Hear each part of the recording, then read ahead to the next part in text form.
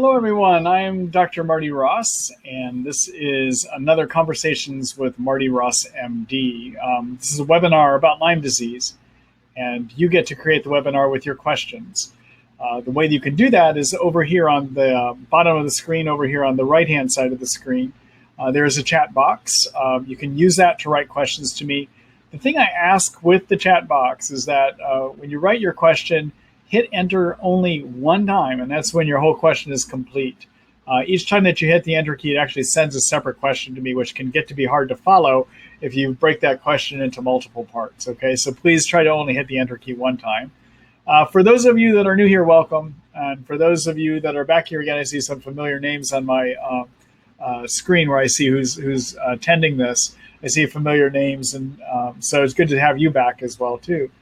I am creating a recording of tonight's webinar, so if you happen to miss some of this information, tomorrow you will be able to listen to it again. And I should have that recording ready for you somewhere around 6:30 in the morning here in Seattle. All right, so that's a 3-hour time difference with the East Coast here in the States. So just look out for that. You'll get an email. And in that email, I'll also have links to the sign up for the next series of webinars. Next week, I will be off. I won't do another webinar next week, that is. I'll still be seeing patients here in my office, but I'll take a night off from doing the webinars. And then so it'll begin the second week in August is when I'll begin the next series of 3 webinars. So tomorrow morning, you'll get a sign-up link so that you can sign up for the next series of webinars, okay? All right. And let's see here. I think that's it. I don't think I have any other background information. During the webinar tonight, we will be doing some screen sharing, and I see that I forgot to set it up so I could show you parts of my computer, but we'll do that when it gets to that point. So with no further ado, let's go ahead and get started. I will be posting your question, and I will also read that question. And the reason I read it is sometimes it's hard to read the question when you're looking at this, especially in the recorded version of the webinar. Okay. All right. So this is from Lauren. Hi, Lauren. I say, hi, Dr. Ross. What do you think of the DNA Connections urine test? How does it compare to IGeneX or iSpot? Thanks for your feedback. So I don't trust it. So the DNA Connections is a company out of Colorado that is doing a urine test looking for the DNA of Lyme and also of co-infections, Babesia and Bartonella.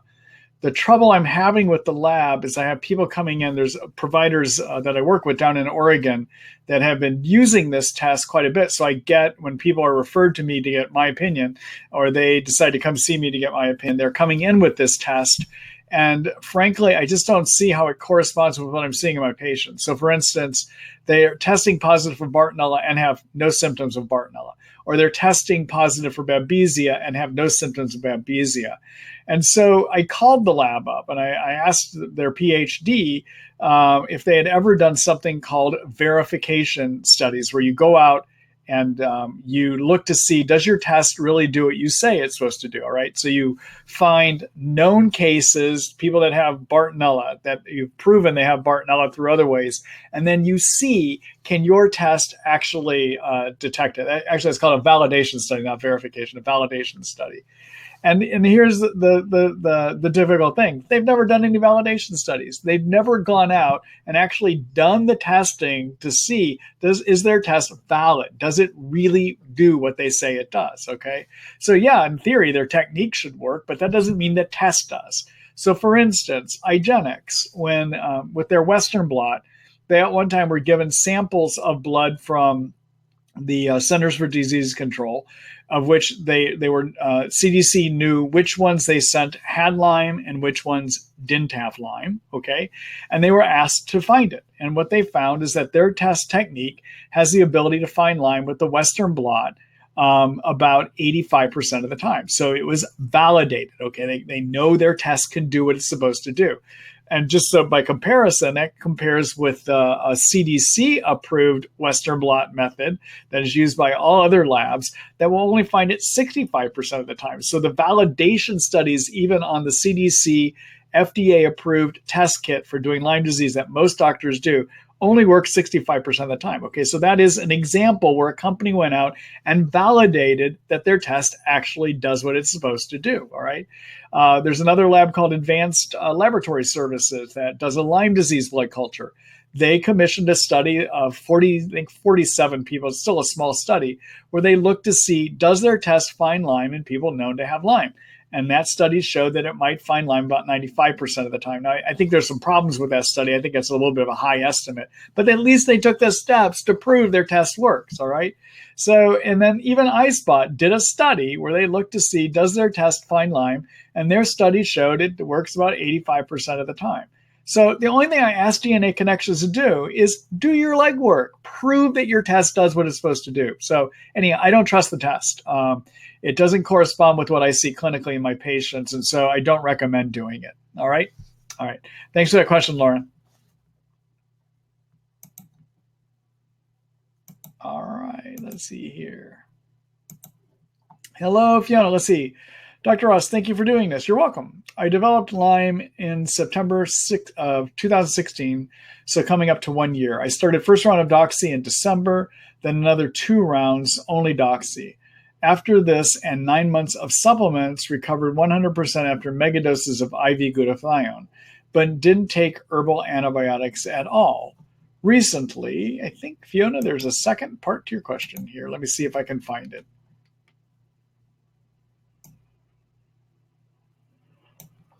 Here we are.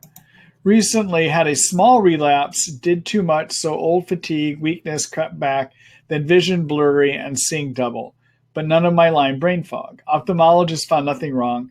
Back on doxy, 200 milligrams a day again, and symptoms have greatly improved in 6 days. Vision normal again, energy improving. Okay, so let me see if I can find a third part to your question here, Fiona. Let's see. 1 year with Lyme, I am worried that by never doing herbal antibiotics, I may be leaving myself open for worse relapses and future problems in other areas. Is it too late to do a tobabark and cat's claw? If not, do I have to wait until doxy is finished? Okay, so let me try to raise a few or answer a few parts or make a few points. Okay, so the glutathione that Fiona did will not kill anything that's Lyme. Okay, glutathione is useful at helping. It's an antioxidant that can help lower inflammation chemicals called cytokines. It's cytokines that actually get made by white blood cells when they see Lyme, and they make them in excess. And it's the cytokines that give you all your Lyme symptoms. So it's really wrong to say somebody has Lyme symptoms. What they really have are symptoms of too many cytokines. Okay, glutathione can help lower cytokines. As an antioxidant, it decreases oxidizing agents that trigger cytokines. Also, glutathione is a very strong detox agent. In fact, it's the main detox chemical used by the liver to clear toxins out of our body. Excuse me. And by removing Lyme toxins, it can decrease cytokines too, okay? So one reason you could have felt better by being on doxy and then doing all the glutathione is it isn't that the glutathione did anything to get rid of the germs. It just may have gotten rid of the cytokines caused by the germs, all right? So now you've come back because the germ wasn't adequately taken care of, all right? All right, doxycycline treats 2 of 3 forms of the Lyme germ. So doxycycline is useful for treating something called spirochete Lyme. That's the corkscrew-looking thing. Doxycycline is also useful for treating intracellular Lyme, a form of Lyme that moves inside of your cells. And then there's a third form, though, that doxycycline doesn't treat, and that's a microscopic cyst form of the germ. In addition, Lyme has the ability to develop a slime layer that covers itself, and that's called a biofilm, okay? And some of the antibiotics can break the biofilm down to various degrees, but none of them remove them quite the way that the Banderol Cemento, which is the Banderol is a tobabark that you mentioned, and the Cemento is cat's claw, okay? There's Petri dish experiments that show that those 2 herbal antibiotics, when used together, treat all 3 forms of the Lyme germ and do a great job, probably better than anything else that we have, at removing Lyme biofilm, all right? So what I would suggest doing is to help decrease your chances of relapse is remove biofilm so there's nothing the germ to hide under, all right? Secondly, you got to treat all three forms so that you are doing the greatest chance of getting rid of the germ. And what I would recommend doing, you could even add in the Banderol Cemento now, and I would use them for at least until you are well for at least 2 months. All right? Now, you're well right now, and as you start them, you may get a herxheimer reaction, all right? But as soon as you're symptom-free for 2 months while you're actually on Banderol Cemento, then I would consider stopping it, okay? So how do you use Banderol Cemento? Well, Banderol, again, is Otoba bark extract. Cemento is cat's claw. They're products that are manufactured by a company called Nutrimetics. And I usually will start people at 5 drops of each twice a day, and then increase every other day by 1 drop per dose until you work your way up to 30 drops twice a day. But if you should get a herxheimer reaction while you're taking them, if you get worsening while you take them, then you do not increase until that passes. So if you're at 11 drops twice a day and you get more fatigue, more body pain, your brain stops working, that's a herxheimer reaction, okay? You would not increase. You would keep taking 11 drops twice a day. And once that lifts, then you would go up to the 12 drops twice a day, okay? The other thing about Banderol Cemento is there's timing issues, all right? Now, Nutrimetics manufactures these as part of something called the Cowden protocol.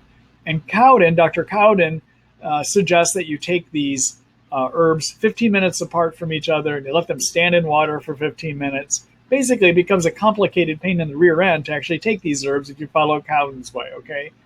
But the reason Cowden recommends it that way is that he believes there's a homeopathic or energetic way that these herbs work, in addition to the biochemical way that they kill things too.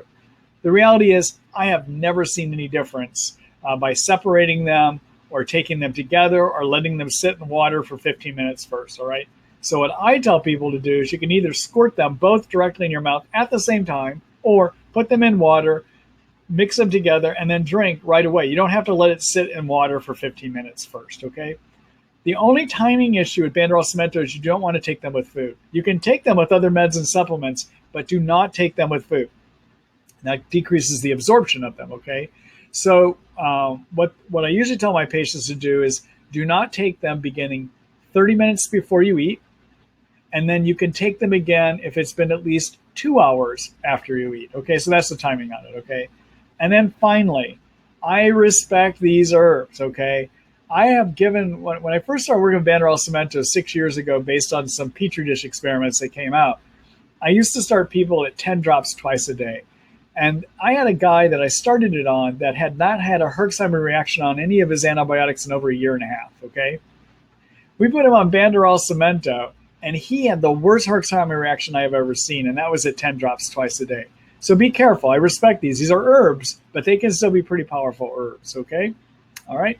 So what I would suggest is a means of making sure you get all biofilm out that could cover the germ, making it easier for it to come back, and also making sure that you treat all 3 forms of the germ so that it doesn't move out of the remaining cysts that are left back into spirochetes and back to intracellular Lyme. I suggest that you go ahead and treat for at least 2 months with your Banderol Cemento, being symptom-free for at least 2 months of being on Banderol Cemento. And yes, you can mix them with the Doxy here at this point too. Okay? All right. Fiona, thank you for that question. And actually, you know what I'm going to do here? I'm going to remove Fiona's question here first. Let's see here. All right, so bear with me, everyone. I forgot to get my computer set up correctly in terms of showing you things on my website. So I'm going to set that up now.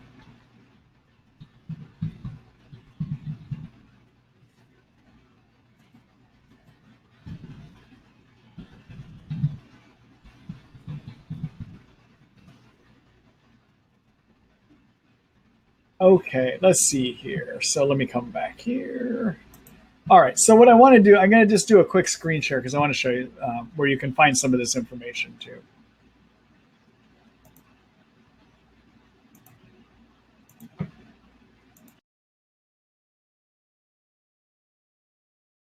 The Treat Lyme book, and it's at www.treatlyme.net. Many of you know you came here to sign up or you found out about the webinars.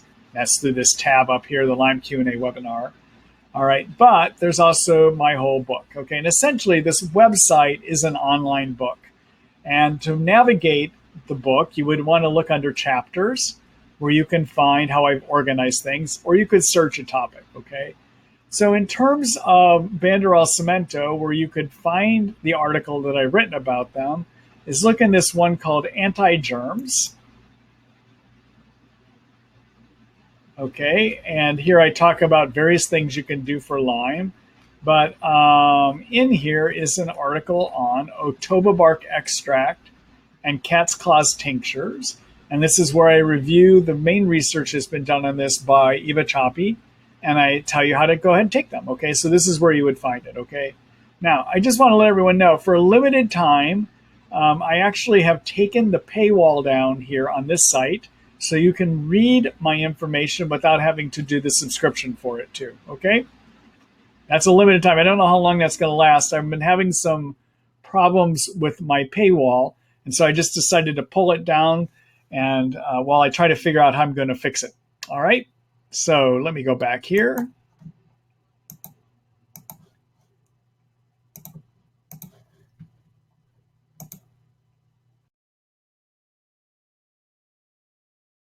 Back here. All right, let's see. So, Fiona, I hope that helps. Oh, everyone, there's an article I wrote on glutathione back there too, if you want to read more about glutathione too. Glutathione is a wonderful supplement. It lowers cytokines. It does help with detox.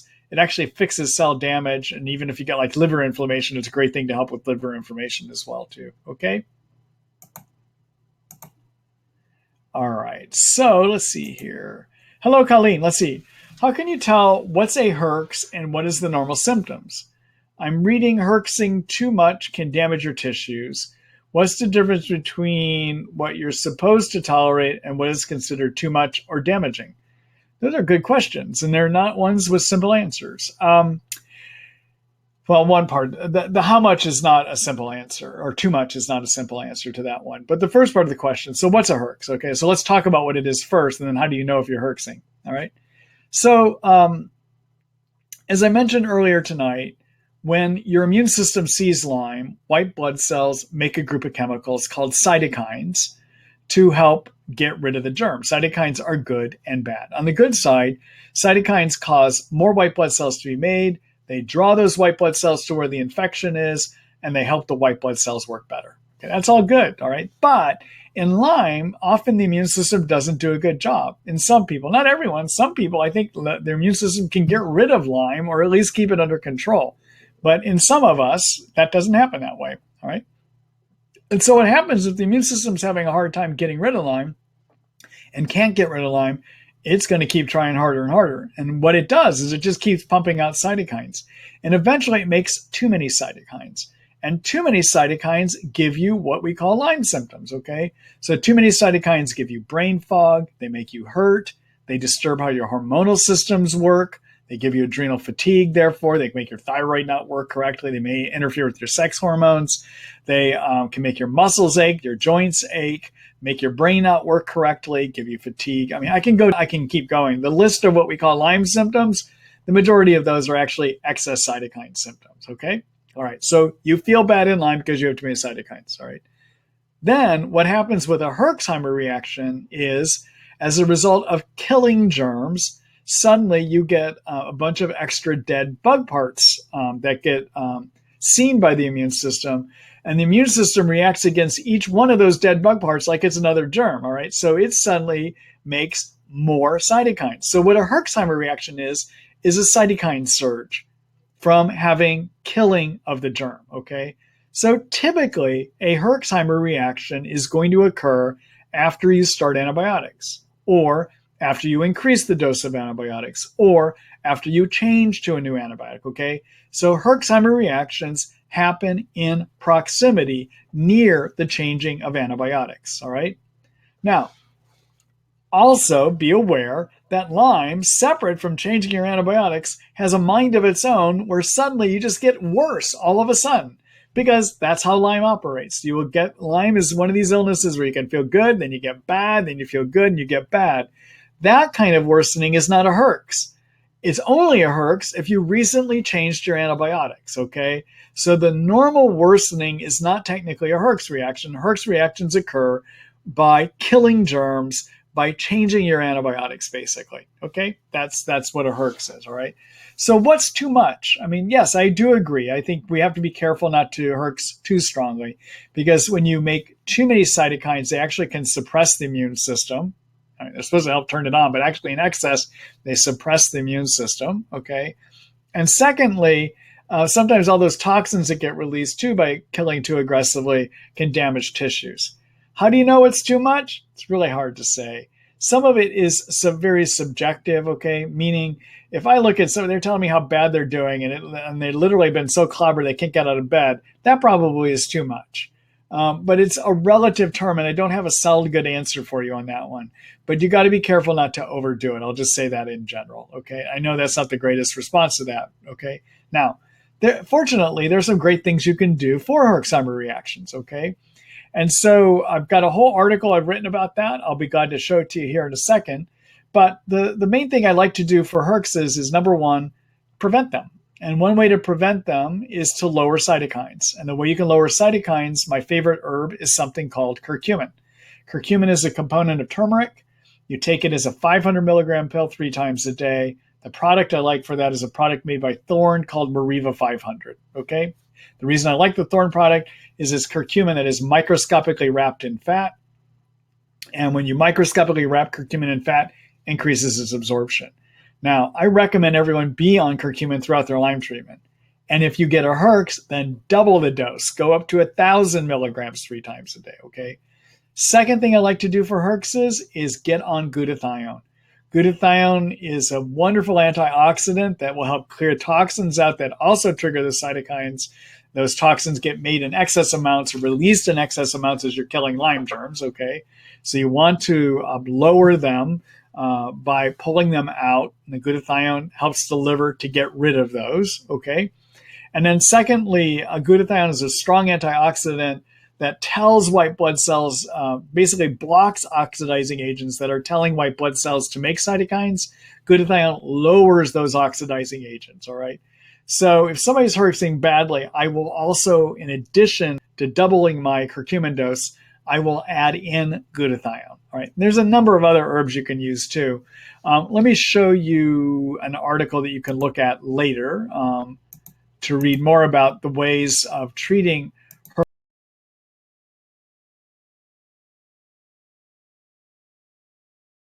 as a pill or as a liquid. Okay. So there's a chapter that I have called Herxheimer and Cytokines. Okay, and where I would look at, you can either look at this one called Control Cytokines, a Guide to Fix Lyme Symptoms in the Immune System, or you can look at my article called Herxheimer Die-Off Reaction, Inflammation Run Amok. And this is, again, they pretty much explain the same thing, okay? Now, my article on glutathione, I would take a look at this. You can get greater understanding of why glutathione is such a marvelous supplement to take in this illness, okay? All right. One other thing I want to show you, many of you may or may not be aware, but I have a treatment guideline under my treatment protocol tab here, which basically includes the essential steps that you should do in the beginning and throughout your Lyme disease treatment, okay? And one of those, and all of this ultimately is designed at lowering cytokines and helping your immune system work better, okay? So number one, get sleep. Getting 7 to 9 hours of sleep a night lowers cytokines, and I give you some options here. Second thing you want to do that I like to have people on is especially at the beginning, is a paleo-type diet. And the reason I like a paleo-type diet is it supports the energy factories, and it tends to pull things out that are going to trigger inflammation, okay? Number 3, I like to lower cytokines. So I just build cytokine control in, and that's to do the curcumin, okay? Number 4, I like people to be on something that helps their body deal with stress, and that is an Ayurvedic East Indian herb called ashwagandha. Number 5, fix hormonal problems. Number 6, be on a good multivitamin. Number 7, see if you have too many yeast, and if you do, get them out. Because being on antibiotics is going to tend to trigger too many yeast in your intestines. And some of people start Lyme treatment already having too many antibiotics or too many yeast, okay? And so the problem with yeast is they also trigger, guess what? Cytokines. Yeast trigger cytokines. So you want to get them out. And if you were trying to figure out, do you have too many? Take a look at my questionnaire right here. Click on this link, yeast screening questionnaire. If you score over 140, you probably ought to do something to treat yeast, okay? Part 8 of giving over Lyme is to treat Lyme, and I give you some ideas here on how to start that treatment. Part 9 is to do some basic detox steps. Part 10 is treat your co-infections if you have them. And exercise is useful too, okay? So these are kind of the essential steps. Part 13 here are the things you might consider doing, other things you might address if you're not getting better by around 6 to 9 months, all right? This is the kind of things to do if you're stuck in your treatment, basically, okay? All right. So let me go back here. I know that's a lot, but I just wanted to show everyone that too.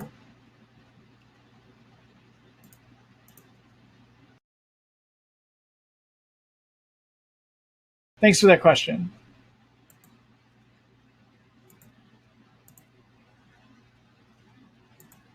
Hello, Oscar. Let's see. Of the IGeneX test, a most sensitive one you could recommend to someone that had been treated for both Lyme and Bartonella more than 2 years ago, who would like to be retested but doesn't want to spend a whole lot of money again.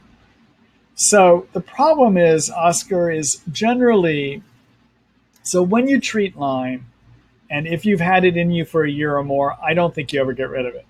I think the best we do with treatment is we knock the germ down to a point that it doesn't bother us anymore, okay?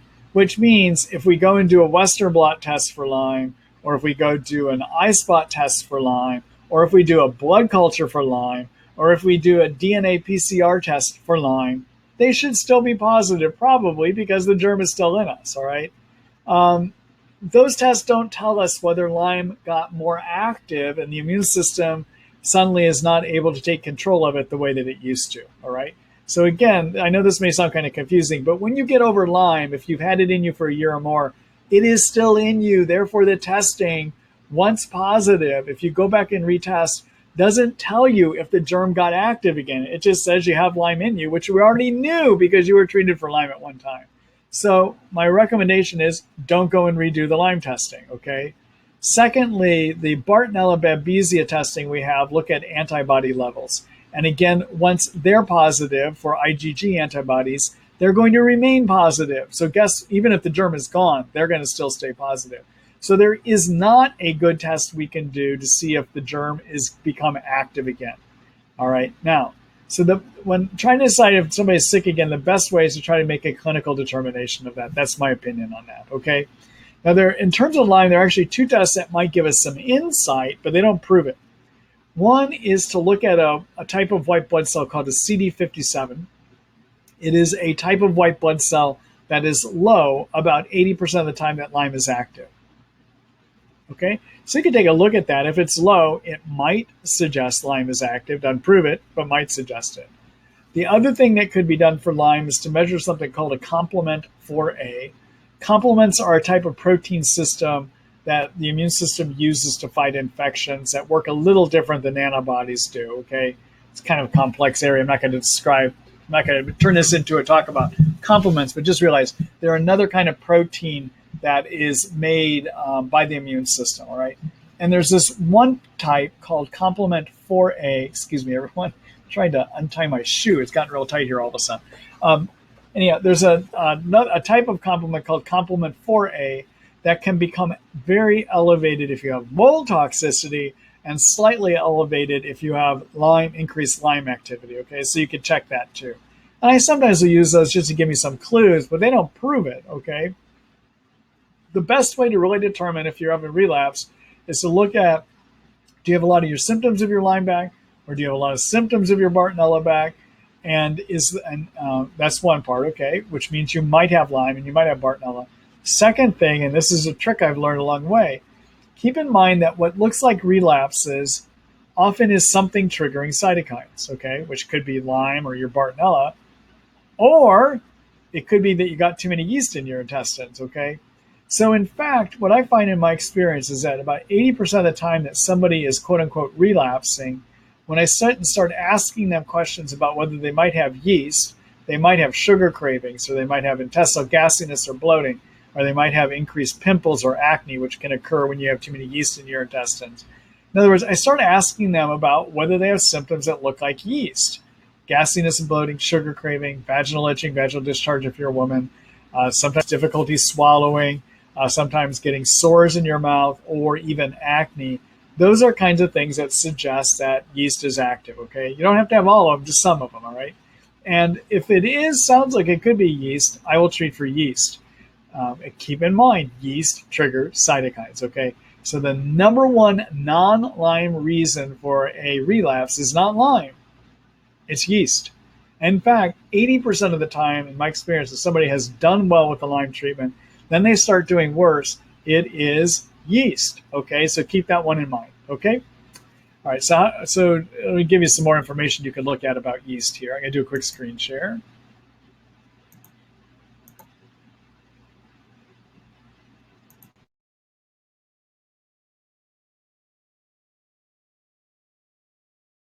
In the chapters under the yeast chapter here,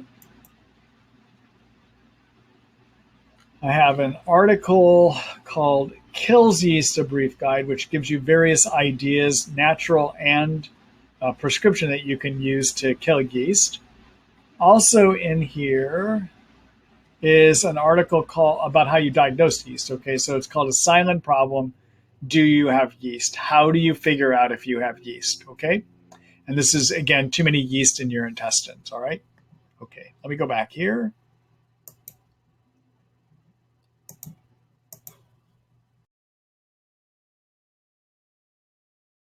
Good luck to you.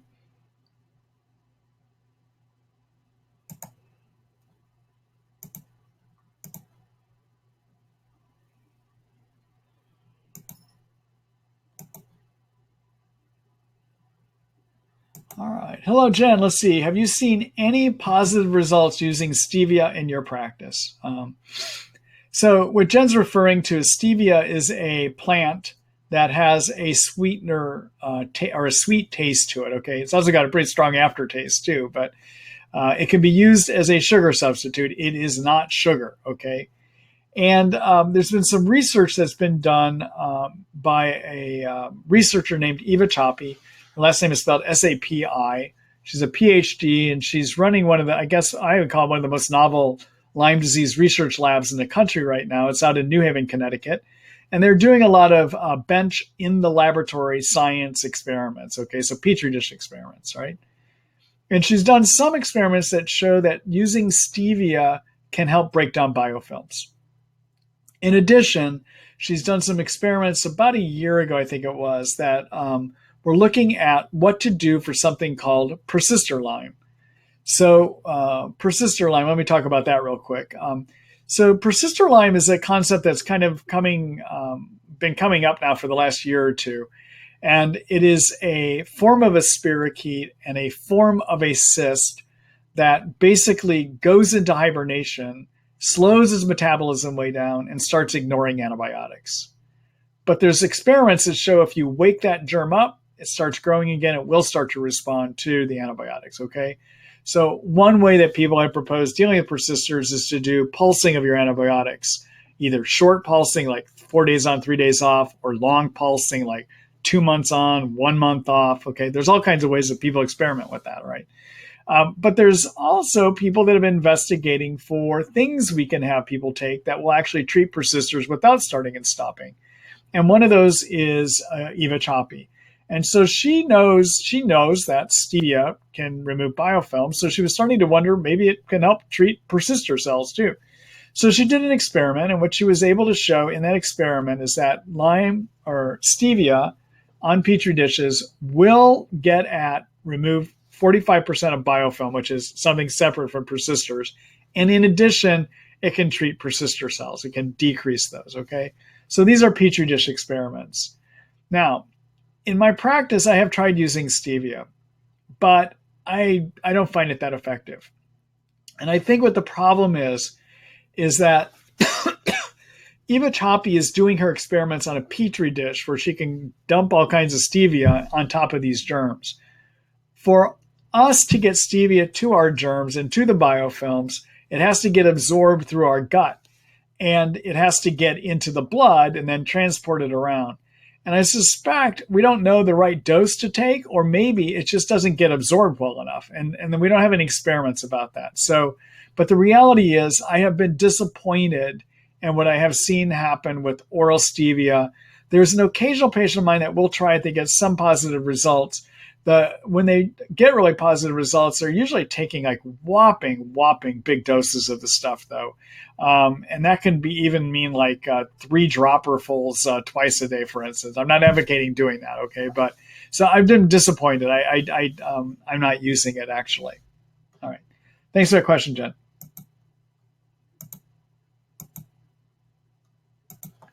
Hello, Brenda. Thank you, Dr. Ross, for these webinars. You're welcome. I have Lyme and Bartonella. I want to try all herbals for now. Cemento makes my heart race, and Banderol triggers migraine headaches. Do you think Teasel and houttuynia would be a good combination? Okay.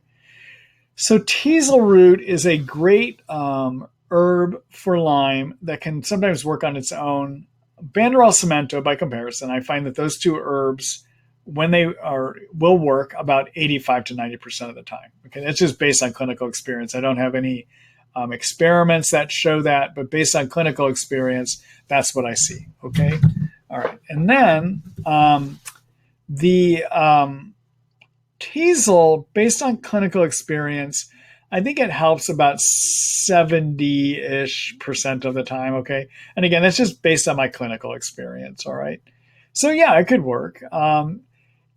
And in terms of so Teasel will treat Lyme. Okay. Houttuynia, on the other hand, I would not use to treat Lyme. I use it to treat Bartonella, but I don't use it to treat the Lyme germ. So, yeah, it could help with Bartonella.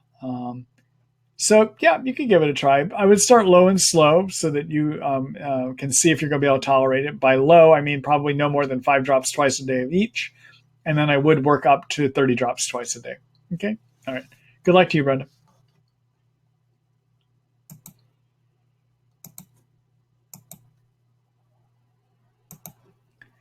Hello, Chris. Hi, Dr. Ross. As always, thank you for helping us, Limeys. You're welcome. Can you explain the cemento banderol dosing and regimen? Also, is there any information as to how long it takes the spirochetes to change forms after initial infection? So I don't have any science that tells me how quickly they turn into intracellular Lyme and cyst Lyme. I'm sorry, I just don't have that information. I don't know. And then earlier tonight, I covered how to dose the Banderol cemento. I did so early in the webinar. If you happen to miss that, listen to the recording tomorrow. But also, if you did miss that, read the article I have on Otoba bark extract and cat's claw, which is Banderol and cemento. You'll find it in the anti-germs chapter within the Treat Lyme book. And I showed that to you just a little bit ago, too. Okay? All right. Thanks for the question, Chris.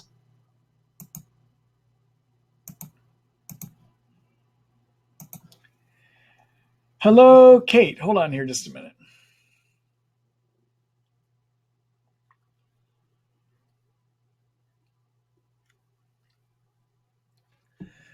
All right, let's see here. Is there a definitive way to test for cavitations? I had ozone drilled into the space where my wisdom teeth used to be on the left side, and it triggered symptom flare-ups in many areas. Not sure what that means, but I'm assuming they will want to do more treatment, and I'd like to know for sure if needed. So, Kate, I would not call myself an expert on cavitations, okay? I have a biologic dentist that I work with here in town that I will send people to get X-rays or to get treatment. And my understanding is he's using X-rays, I think maybe even CAT scanning in his own office to be able to figure out if people have cavitations. He's usually doing it with some objective evidence based on what he is seeing on X-rays. Okay. But I wouldn't call myself an expert on it. I don't know. I usually rely on his expertise. So that would be my response. All right. Okay. Good luck to you, Kate.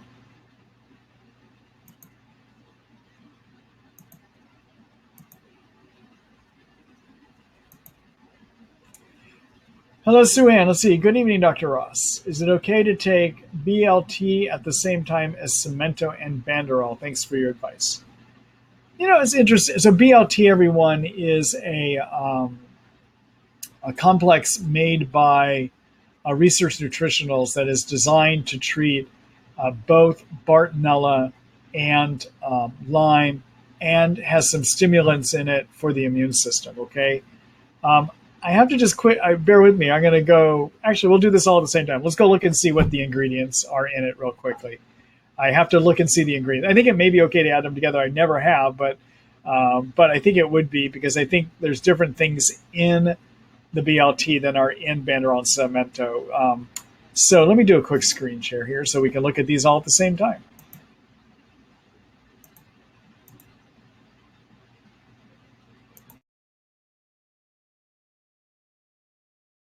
Or Marty Ross MD supplements.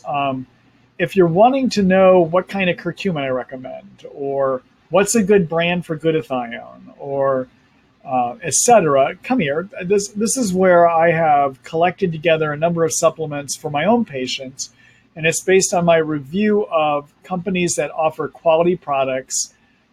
Quality being that they're usually not putting in artificial fillers that could harm somebody with Lyme, and secondly, they do a good job of sourcing for active ingredients that work, okay? All right, because a lot of supplements out there are just garbage, frankly. But I've tried to take the guesswork out of it by putting together some of the best brands and products that I have found to be effective. All right, so if you're wondering what those are, take a look here at this site. So for instance, you could use the search function up here to type in the word curcumin, and you would see what kind of curcumin I offer, okay? All right, so let's look at BLT here. All right, so this is BLT, and this is the label. Okay, so it's got red root, sarsaparilla, lomatium, bone set, teasel. Actually, this would be a nice complement. Let's see. Yeah. All right, let me go back here.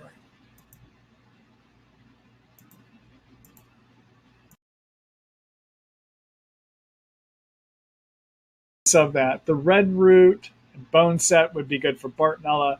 Teasel in there would be good to kill Lyme. It would complement the Banderol Cemento. Some of the other components in there support the immune system. Okay, so I think it would be a nice complement. I haven't tried it before. That'd be an interesting combination to give a try. All right. Good luck to you.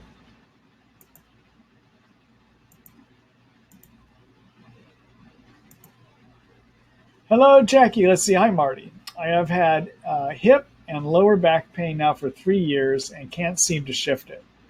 All my other symptoms have gone. I'm on liposomal turmeric, which gives some relief. Have you had success with ozone injections into the joint, or any other ideas would be appreciated? So, trying to figure out where to start with this. So one thing, before assuming that it is infection that is still in there giving the pain, I usually go a different direction. Okay, so ozone that Jackie's talking about, everyone. Ozone is a oxidizing agent, and oxidizing agents can kill germs. Some of my colleagues will use them as rectal ozone, for instance, or they'll even do IV ozone. I don't like doing that, and the reason is I think that ozone as an oxidizing agent, if we use it again and again, may actually damage some of our own cells, okay? But the way it works is oxidizing agents damage the covering of germs, damage the DNA of the germs, and effectively can kill them that way. I'm concerned, though, that over time, it could lead to damage of our own cells. Now, supposedly our cells are protected because we make antioxidants that protect us from oxidizing agents. But there's been no studies done that look at what happens to a person after you do 10, 20, 30 ozone treatments, for instance. We just don't know, and I have concerns about that. So I don't like to go that direction, all right? I don't go that direction. Washington State, unfortunately, I would probably have some problems with my medical board if I were doing IV ozone or even rectal ozone here in the state of Washington. All right, so first of all, the ozone could kill. But I would go a different tact. If you're generally doing better overall, that usually means that probably your antimicrobials did an adequate job of killing the germ. And one thing I have that can happen when you have Lyme is that Lyme can wear down the cartilage in your joints. And the reason it wears down the cartilage in your joints is Lyme releases toxins. I'm sorry, not toxins, enzymes, makes enzymes that it uses to bury itself deep into tissues way out of the way of blood flow, okay? The reason it tries to get way out of the way of blood flow is that oxygen in blood is toxic to Lyme. It can actually kill it. And Lyme loves to survive, right? So it goes into tissues that don't have good blood flow. It buries itself in cartilage by breaking the cartilage down with enzymes, okay? And then it can bury itself on your muscles and your tendons, on nerve coverings, inside joints, etc. All right. So what might have happened here in those joints is that because cartilage could have gotten worn down from Lyme, you may now have, instead of the way a bone or joints are, is we have two bones that come together in a joint. Okay. The surfaces of those bones are covered by a layer of cartilage. So you never get bone rubbing on each other. Basically, you've got a surface that keeps them apart. All right. But if that cartilage gets worn down, you now get bone rubbing on bone. And bone rubbing on bone leads to inflammation. All right. So what you want to do is try to repair it. And one of the things that I have found helpful, maybe about 70% of the time in these situations, is to rebuild that cartilage or try to rebuild that cartilage using glucosamine sulfate. So glucosamine sulfate is a building block for cartilage. I would get a variety that has it as a 500 milligram pill and take it 3 times a day. Do not try one of the 1 time a day 1,500 milligram varieties. I just don't find them to work that well, okay? This is something you have to just dose to keep the drug level up by taking it repeatedly every 8 hours or so, all right? And the product, if you're going to use it, if you're going to try it, try to choose a high quality product because there's a lot of garbage glucosamine out there. I would look at the Thorne product on that, okay? So Thorne has a glucosamine sulfate 500 milligram pill. Give it a try for 3 months. It takes about that long to know if it's going to work, and I give it about a 70% chance that it will. And keep taking your curcumin, okay? All right. And I would hold off on the ozone for right now. Okay, good luck to you.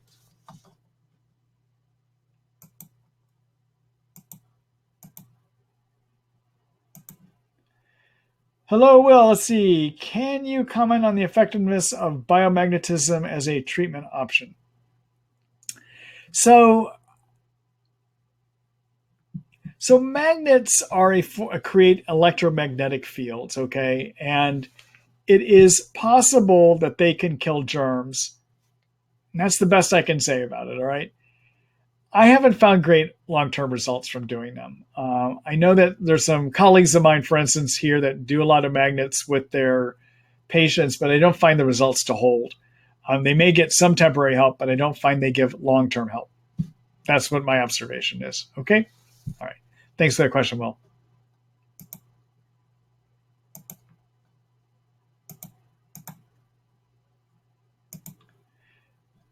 Let's see here. Hello, Kate. Let's see. Have you seen facial swelling on one side as a common symptom? Mine comes and goes, but hasn't looked normal since onset 2 years ago. So to answer your question, no, I haven't seen somebody just get swelling that comes and goes on one side of the face. My question for you to consider is, do you have any old scar tissue on that side? In other words, is it a place that you've had trauma or you've had some surgical work? Is there any kind of scar tissue where the germ can be hiding out more than in other parts of your body? That might lead to more inflammation and swelling on that side. But beyond that, I don't have a good idea for you. All right. Good luck to you, Kate. Thank you for the question.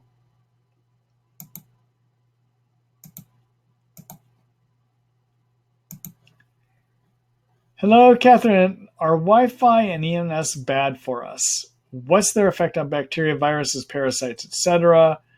Klinghardt says Wi-Fi EMFs cause such things to multiply. What's your take? So Dr. Klinghardt, Dietrich Klinghardt, is a medical doctor that practices out here in my neighborhood, actually, here in the greater Seattle area. I'm in Seattle, and he's over in Bellevue, Washington. So Dietrich's got some interesting ideas. And that's what I'm going to say. He's got some interesting ideas. So he's brilliant, and some of his ideas are crazy brilliant. He's got some theories that I think have been helpful to advance the treatment of Lyme, and he's got some ideas that I just don't think are accurate or correct. I do think that for some people, electromagnetic fields and Wi-Fi's do make their Lyme worse. Okay, but I think for the majority of people, it doesn't matter whether they're getting exposed to EMFs or Wi-Fi's. The people that I might consider doing some modification of their environment from an EMF and Wi-Fi standpoint would be somebody, let's say we're about 9 months, a year into treatment. I might try to say, take all the Wi-Fi out of your home, cut down on the EMFs for a while. Let's see if this makes a difference. But I don't think it is a big problem in everyone, actually, and nor have I seen great benefits from making that modification to most people. All right, that's my observation. Okay? All right, thank you for the question.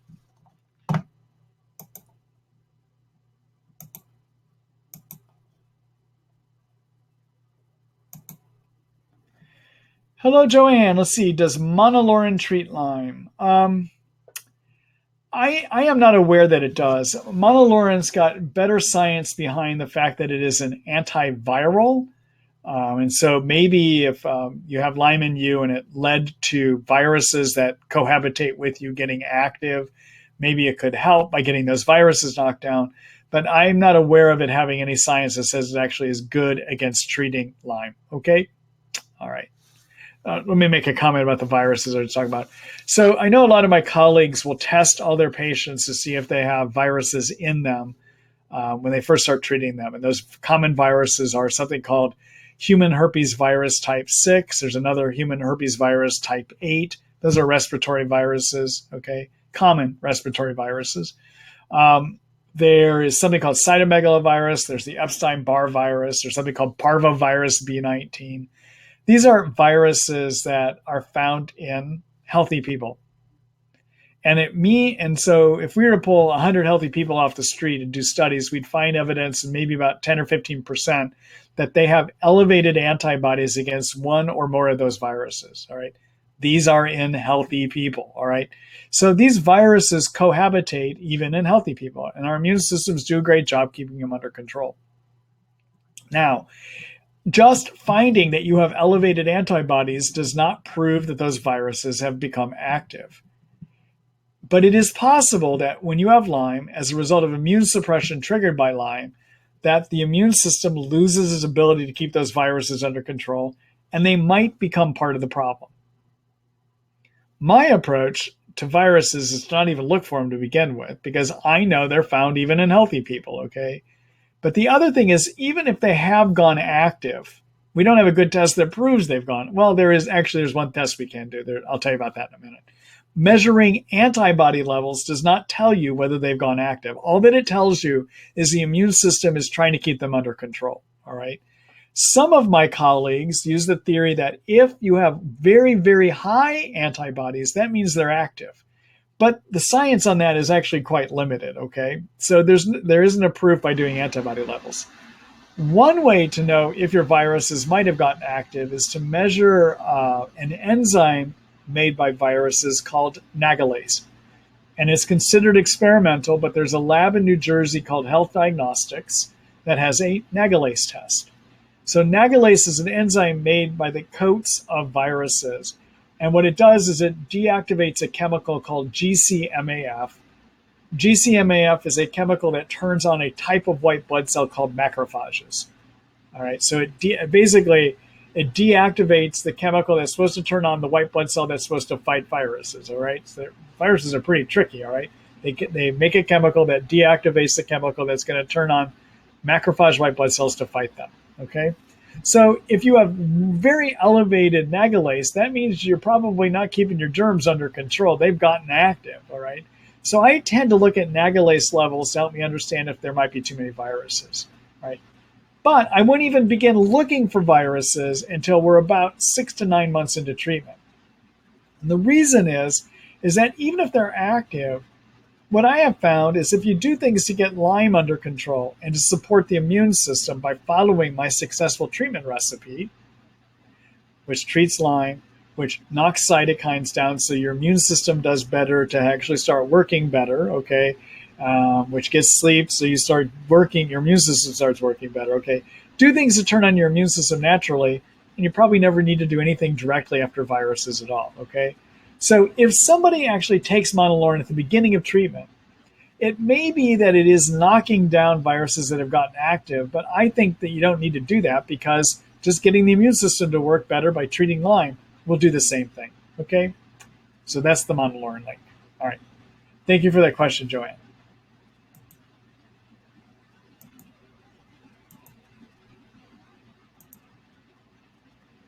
Hello, Fiona. Let's see, Dr. Ross, thank you for doing this. You're welcome. I developed Lyme. Wait a minute. We've already done this question. All right, let me get that out of here.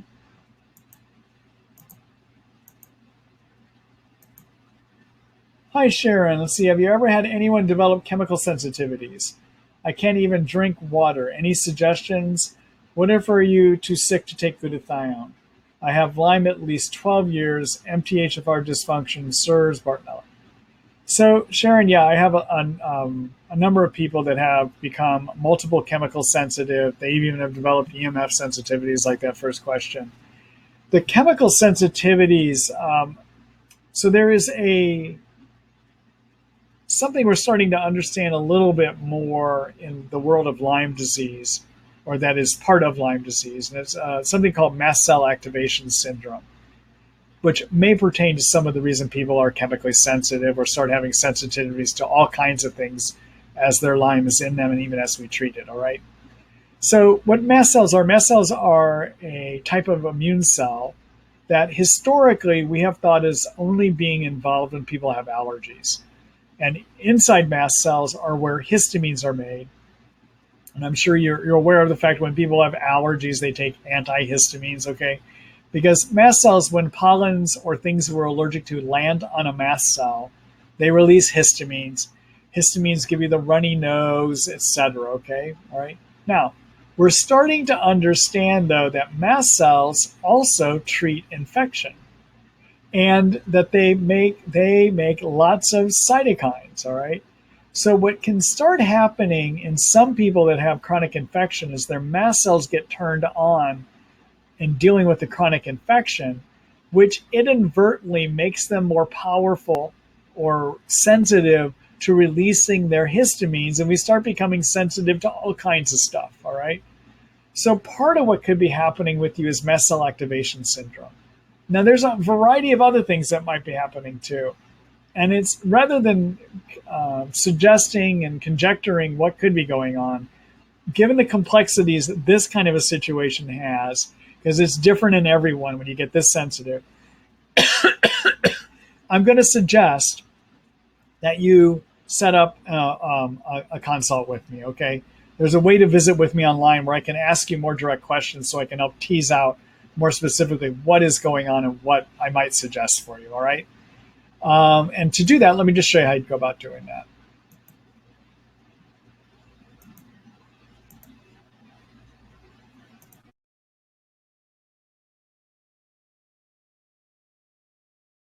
Treat Lyme book again.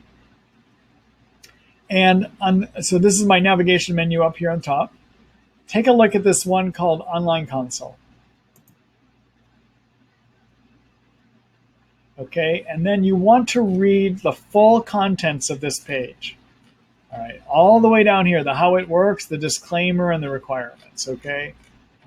Well, you'll read through that, and it gives you the information about how these consults work, what I can and can't do in them. But take a look. I might be able to give you some good advice that for you or things that you could share with your physician as well, okay? All right, let me go back here.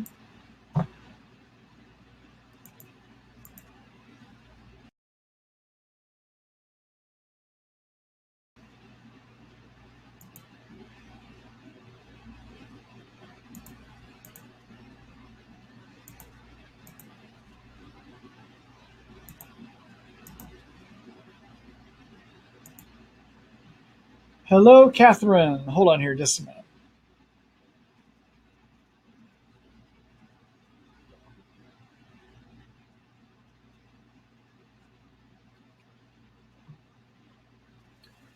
Let's see here. Does bentonite clay clear out mold toxins? Would it also help with histamine issues? If so, how much should one take and for how long for there to be an effect? If not, what would help lower histamine or increase DOA, DAOSIN? So I'm not familiar with what you mean by DOA or DAOSIN. Okay, so I'll just say that to begin with. Okay, I don't know what those acronyms mean. If you were to have written the full word, I might know it, but I just don't know those initials. All right. But in terms of clearing out mold toxins, I have written a very good article about that. I suggest you take a look at that, okay? Because it depends on which mold toxin is in you as to which is the best binding agent. Bentonite clay is useful against, I always have to look this up too. Okay, I don't know this off the top of my head, but bentonite clay is good against a couple different mold toxins. Charcoal is good against some other ones, and cholestyramine is good against certain ones as well too. All right, I'll show you the article that you can look it up here in a minute. All right. In terms of histamines and what we can use to lower them, when you have mast cell activation syndrome, like I was just talking about, or you are allergic to things in your environment, one of the best herbs to use is an herb called quercetin, and that's Quercetin. It is a mast cell stabilizer. It stabilizes mast cells. And I usually have people dose it at 500 milligrams 3 times a day. The other thing that can be useful, especially if you have really bad mast cell activation syndrome, is to use something called luteolin. And that's Luteolin, luteolin. And you would want to do 100 milligrams twice a day on that, okay? I usually have people start with the quercetin, though.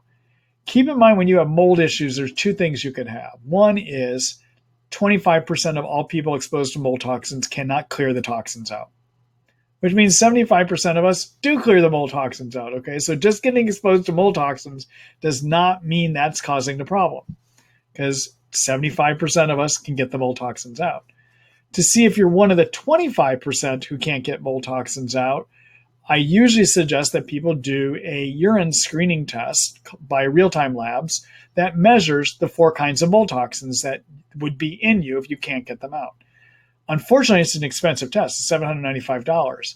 But using the result, you can tell which of your toxins you have, and then you can use the chart in my article, I'll show you in a minute, or you can use the article where I say for certain toxins, these are the binders you use, okay? All right, that's one way to go about doing it, all right? And then again, and then the other problem you can have though with mold is that some people just get bad allergies, and that it triggers the mast cells to make histamines, which make them feel worse, and also triggers the mast cells to make histamines. Okay, so the quercetin can help with that. Keep in mind, quercetin also is a really good chemical or herb used to decrease cytokine production inside white blood cells. It actually limits their ability to even make cytokines as well. And before I discovered curcumin, it was the main agent I used to actually lower cytokines in my patients. Okay? All right. Let me just do a quick screen share here for you.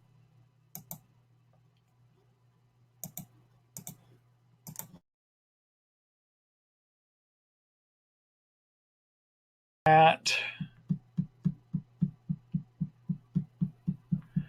think I have the article on mold and detoxification. Let's see. Yep, there it is. Mold and Lyme toxin illness, okay?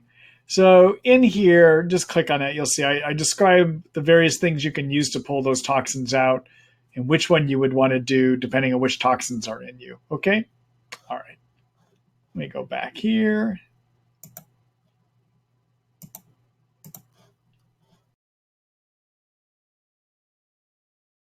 Good luck to you.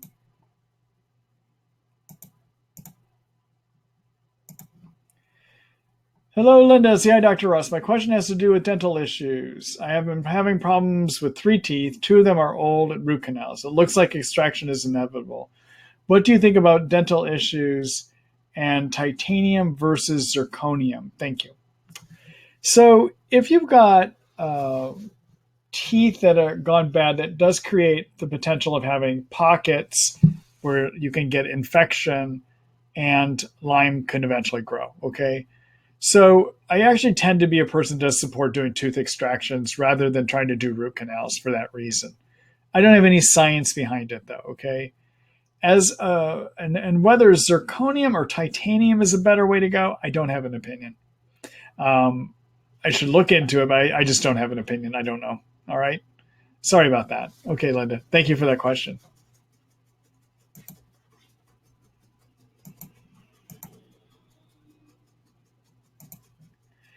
Hello, Brittany. Let's see. Why do I have severe nightmares? What can I do to stop them? Brittany, so I don't know. I mean, it could be neurologic irritation from Lyme, could be neurologic irritation from Bartonella. So one thing I would do is treat your infections, okay? Make sure you're treating the right infections. The best way to figure out if you have Bartonella is based on the symptoms. Testing will miss Bartonella most of the time. So if you have symptoms suggesting Bartonella, treat it, all right? There's an article I've written about how to diagnose Bartonella. I'd suggest taking a look at that later to see if you might have Bartonella, but make sure you're covering your germs. Secondly, a lot of the mental health issues or neurologic irritation in Lyme can be due to excess cytokines, lower cytokines. I would do the curcumin 500 milligrams 3 times a day. That's part of my treatment protocol as well, too. All right. You might also try to clear toxins using glutathione, 500 milligrams 1 time a day. I might look at doing that, but those are some ideas that I have for you. All right. Good luck.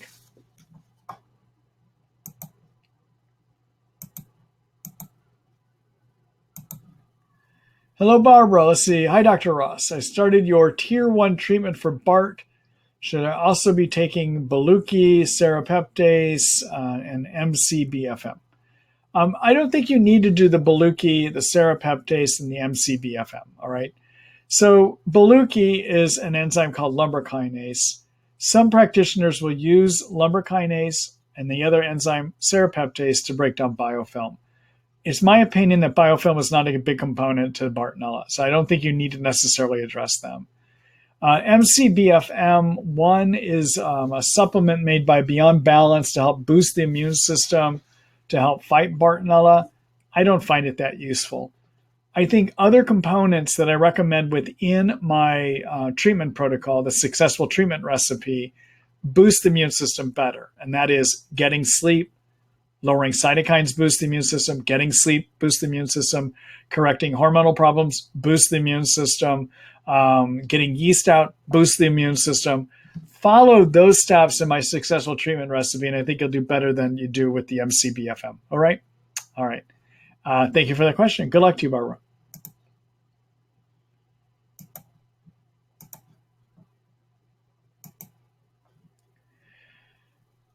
Hello, Jackie. Let's see. Good evening. I've had untreated Lyme, Babs, and Bart for 20 plus years. A few months ago, I pulled a tick off. My doctor gave me 3 weeks of doxy. I still had symptoms 2 weeks later, so another 3 weeks of doxy. Monday night, 1 dose from completion of doxy, I began to speak, abnormal, confused. Then my mom heard a thud and could not wake me. She feared the worst. An ambulance took me to the ER. I bit my tongue, legs stiff, right was hard to raise from bed, confusion and short-term memory, trouble next day. Seems a seizure. I mentioned many times to medical staff, 20 plus years Lyme, then a new tick bite and 6 weeks of doxy.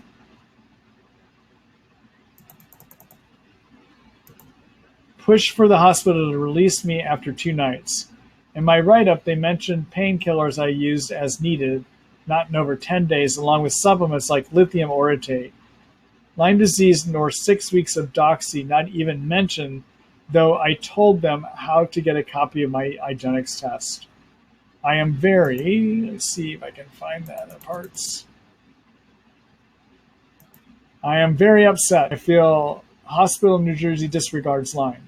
Can a seizure result from doxy pushing spirochetes to the brain? I want to send hospital articles about Lyme seizures with or without doxy. Are there websites the medical community may respect? Lyme disease. Thank you, Dr. Marty, educating advocate. You're welcome. Boy, that's a hard situation. So, first of all, New Jersey is the hotbed of Lyme, right? I mean, there's especially this year, the tick populations are just crazy out east. And that's because there was a warm winter, I think 2 winters ago, and the rodent population took off, which now um, ticks can live on rodents where they get their Lyme and they spread it to humans. Okay, so we're seeing an aftermath, I think, from a warm winter 2 years ago, I think is what they're thinking, because of a boost in the rodent population. All right, but even before that, the studies seem to be showing about 95 to 100% of ticks in New Jersey carry Lyme. That's scary out there right now. Okay, so if you get bit by a tick in New Jersey, my advice is get on antibiotics. The problem is the medical community still doesn't aggressively treat Lyme. They just ignore it. All right. So can you have seizures with Lyme? Yes, it's very possible. Did doxycycline spread Lyme into your brain of the forms not covered by doxy? Probably not. Why did the seizure happen right now? I don't know. I will also tell you another perplexing thing about seizures and Lyme is that they can be really obvious that people have seizures. I mean, I've seen them. They have the jerking arm movements. Everything looks like a classic seizure. And in the moment they're on the EEG, a test we do where we hook wires up to your head to measure the electrical activity of seizures. And guess what? Even though somebody's flailing in front of them, the EEG often doesn't pick up the kind of seizures that people will have with Lyme. So often they're told it's in their head, okay, unfortunately. I don't have a good source of information for you where you can show people in New Jersey a way that they're going to understand that Lyme can do everything that just happened to you. There isn't such an article, unfortunately, all right? So unfortunately for you for that. The other thing I just want to make a comment to you is the doxycycline, although useful for treating spirochete and intracellular Lyme, will have done nothing for the cyst form of Lyme, all right? So Lyme has 3 forms. Again, there's the spirochete, that thing that looks like a corkscrew. There's intracellular Lyme that lives inside your cells, and then there's a microscopic cyst form of the germ, all right? And so the main thing you haven't covered is the cyst form. You might try to get on some grapefruit seed extract, which is an herb that is useful for treating cysts, 250 milligrams, 1 pill twice a day.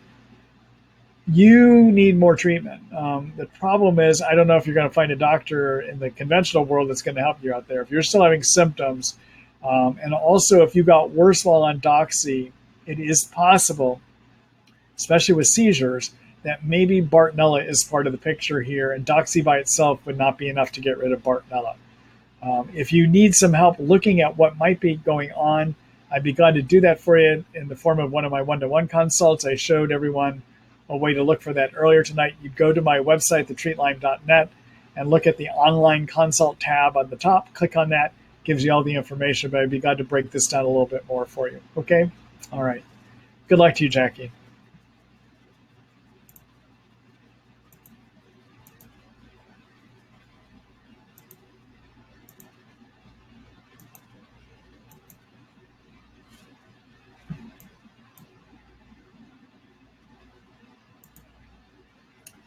Hello, Brittany. Let's see here. I have poor circulation. What can I do to improve my circulation? One thing that can improve, so in Lyme disease, one of the reasons that people can get decreased circulation, which would show up as usually as cold hands, cold feet, maybe feet and hands that turn white or blue, that would be something called Raynaud's phenomenon, is that when you have chronic infection in you, the blood system will turn out and create a lot of blood clotting proteins called fibrin and fibrinogen. Fibrinogen is turned into fibrin.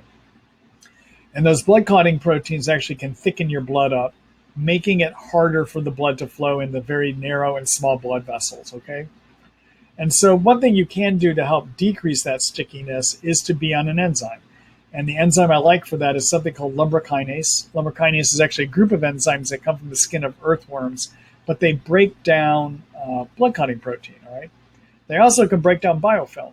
The way that they might work on biofilm is that what a biofilm is it's a sugar slime that is held together in a protein matrix, okay? It's kind of like the skeleton. And that protein matrix is made up of fibrin. All right, so you can break down biofilm with lumbar kinase too. If you do the lumbar kinase, you want to do 20 milligrams 2 times a day. Right? That's usually how I'll dose it. And you want to be sure to take it on an empty stomach by 1 hour, either side of taking it. Okay, so no medicines or food 1 hour before you take it through 1 hour after you take it.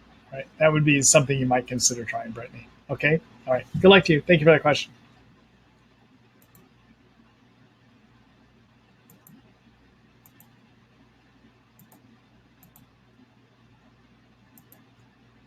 Hello, Gloria. Let's see. Hi, Dr. Ross. Been treated for Lyme past 2 years, doing pretty well.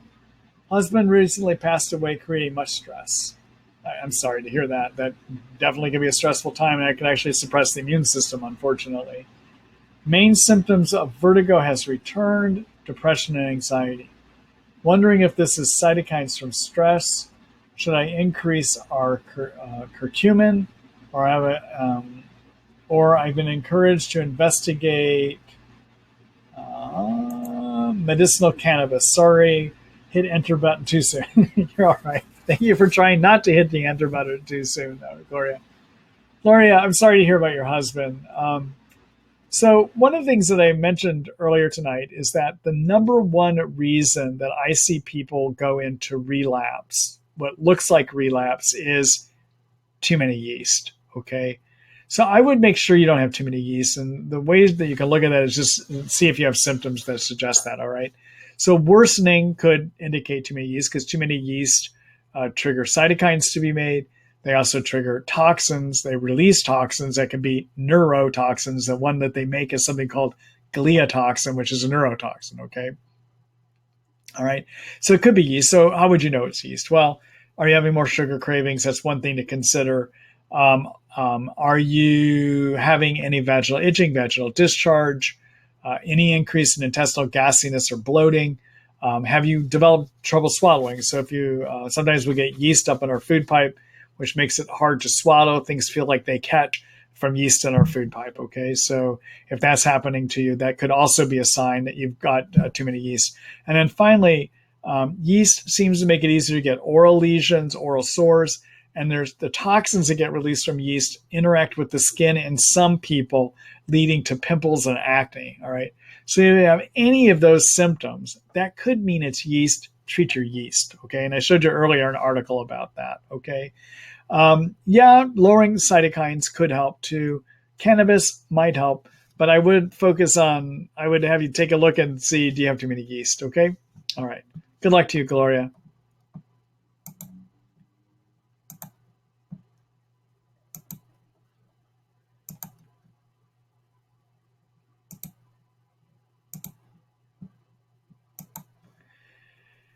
Let's see. Hello, Holly. Let's see. I've had Lyme symptoms for about 3 months, including neurologic symptoms, tingling, vibrating sensation all over, most in legs and arms. I was diagnosed IgM positive about 1 month ago and have been on doxycycline. What do you think about adding rifampin, metronidazole, or tinidazole as a cyst buster? I like the idea. I would consider adding the rifampin though, and here's why. So it is possible that the tingling and vibration is part of Lyme, but also that can be part of Bartonella. And rifampin with doxy is a full Bartonella treatment, and rifampin with doxy. The rifampin also picks up cyst Lyme and also can help with intracellular Lyme. Doxy treats intracellular Lyme, spirochete Lyme. So you got a full Lyme treatment by doing the doxy rifampin as well too. Metronidazole, tinidazole will not get at Bartonella at all. So just based on what you briefly wrote here, that's enough to make me think might want to cover for Bartonella. And if you do that with the rifampin, that's probably a better way to go. Okay. All right. Good luck to you, Holly. Thank you for the question.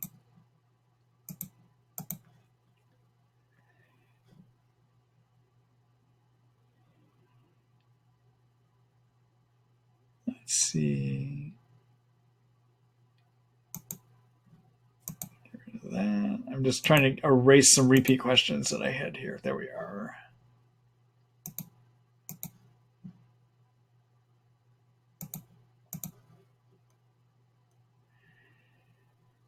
Okay, let's see here. Hello, Kate. Is there a definitive way to tell if body pain is structural or infection related? Can the infection cause structural changes? I haven't seen infection create structural changes other than, as I described earlier, it might lead to breakdown of the cartilage, or you get cartilage rubbing on cartilage. And is there a definitive way to tell if body pain is structural or infection? A lot of that is just clinical sense. And that'd be me like examining a person and asking lots of questions to figure out what's going on. That's how I do it. So there's not a definitive test or way. It's more based on clinical picture. Okay. All right. Thanks for that question, Kate. Good luck to you.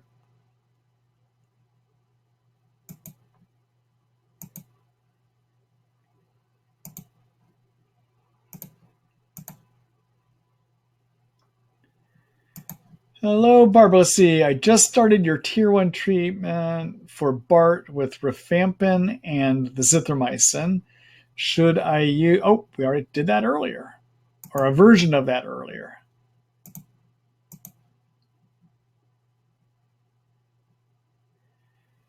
All right. Hi, Deb. Let's see. Dear Dr. Ross, thank you for your program, or this program. You're welcome. Could you comment on ozone therapy IV? Thank you for your help. So I did earlier, and that is that I don't like the idea of doing IV ozone. I think you may get some temporary help because as an oxidizing agent, it can kill germs and damage their DNA, but it may also long-term damage your cells. So maybe for 3 or 4 treatments, but no one's done long-term studies that look at repeated usage of IV ozone as to whether you're damaging yourself, all right? Because it could damage your DNA and it could damage your cell membranes as well too, all right? All right. Thanks for that question, Deb. Good luck to you.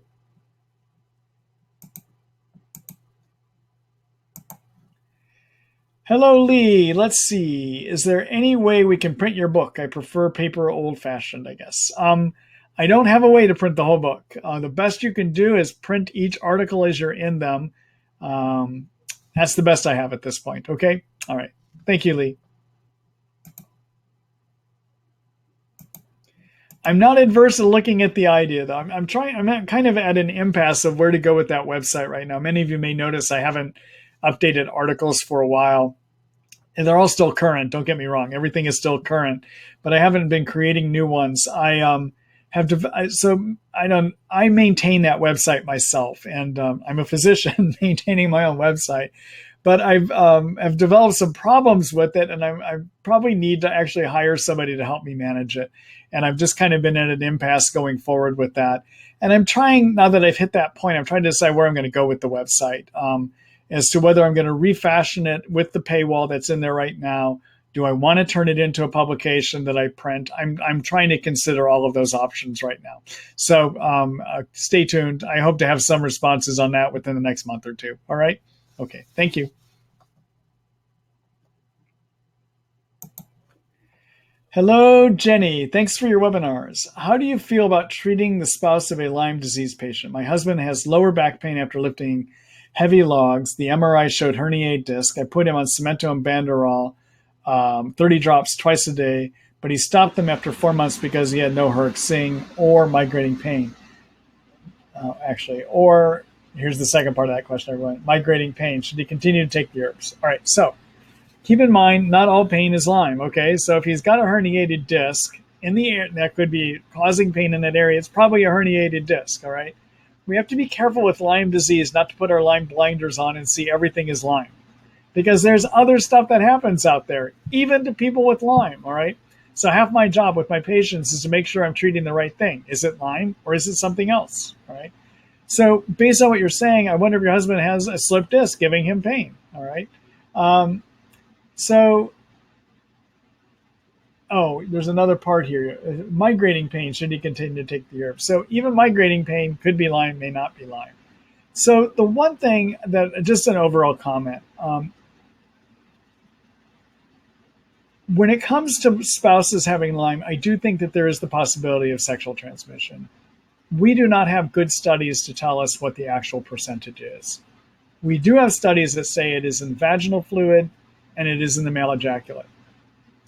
There was a very poor study that came out by Stricker a couple years ago looking at 13 people where he concluded, based on looking only at 13 people, that Lyme is sexually transmitted. And that's just the worst science I have ever seen. The problem with Stricker's study is there was only 13 people. We never generalized anything based on such a small study. Secondly, in his study, he looked at 13 people, and in that study, there were 3 people, or 3 couples, okay? And they looked to see whether the woman had Lyme in her vagina and whether the male had Lyme in his ejaculate, and they were able to tell what the strain was. Each of the couples had identical strains from the vagina and from the male ejaculate, okay? All right, so, and Stricker took that as proof that there must be sexual transmission. Well, I don't, and here's why. So what we mean by sexual transmission is that it gets in the vagina and then gets absorbed to the inside of the body, into the blood, and then circulates throughout the body, all right? When the study was done, they did not control for the last time that the male ejaculated in the female. Okay? So I have no idea. When Stricker says they found Lyme in the woman's vagina, is that Lyme that was in her blood that leaked back into her vagina, meaning it came from her, or is it Lyme that was just deposited in her vagina by her husband? I have no idea. The study didn't control for that, so it's a horrible study. What I see in my practice, though, is that perhaps about 15% of the time, both couples have it, and they both have symptoms, and so I think it can be sexually transmitted, okay? All right, now, if we test our partners, because we have Lyme and we think, I wonder my partner's going to have it, I'm going to test him or her. If they generally have no symptoms of Lyme, even with positive testing, I do not advise treating. And here's why. The reason I don't advise treating is the reason you use antibiotics when you have Lyme is to get the germ under control. Well, if you already have the germ under control because you feel generally well, what's the purpose in using the antibiotics? There are risks in using antibiotics, okay? When we use antibiotics, we can cause yeast overgrowth. We can cause C. difficile infection in the intestines. We can even cause liver or kidney damage. We might cause the germ to get more aggressive, all right? So yeah, there's risk in using antibiotics. Now, if somebody has got fulminant Lyme where they have tons of symptoms, it makes sense to take those risks. But if you've got somebody that has basically no symptoms, it does not make sense to take that risk, okay? Now, you mentioned your husband might have migrating pain.